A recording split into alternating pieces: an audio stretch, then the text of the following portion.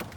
There's one terminal response that makes that you can't vote for them, which is the UN evidence that says for infrastructure to have any sort of impact, it has to be coupled with economic reform. They never prove to you why the economic reform happens or where the money for this economic reform happens. But then there's still two responses that are pretty big mitigations, which make it very hard for you to vote for them. One is that regulations exist so that free trade doesn't have a good impact, but second, that you can have free trade without the BRI, just like France and China did. But then they extend this idea of 32 million people brought out of poverty. This evidence isn't about like trade overflows. It's literally about BRI being built in developing countries. I would be very hesitant to vote here. But then let's go into our case. At the funding level debate, he tells you that China is going to double their budget. This evidence is all predictive. Our evidence says that one, funding from private banks is down to 0% and public banks is down to 89%. But then Fluff tells you that China literally cannot sustain what they are doing in the status quo. It goes away. But then he tells you that the EU is in a recession, so they have no incentive to fund. One, at the point where they're getting a return on their investment, they want to fund. But second, we would say that they have a $123 billion fund set up for this sort of thing. Even if they're in recession, they can spend that. But then at the link level, we tell you that CPEC is going to fall if CPEC is going to fall in our world, and that's really good. He tries to tell you that Pakistan is making payments, but our evidence very clearly indicates that Pakistan cannot make these payments. But then we would also say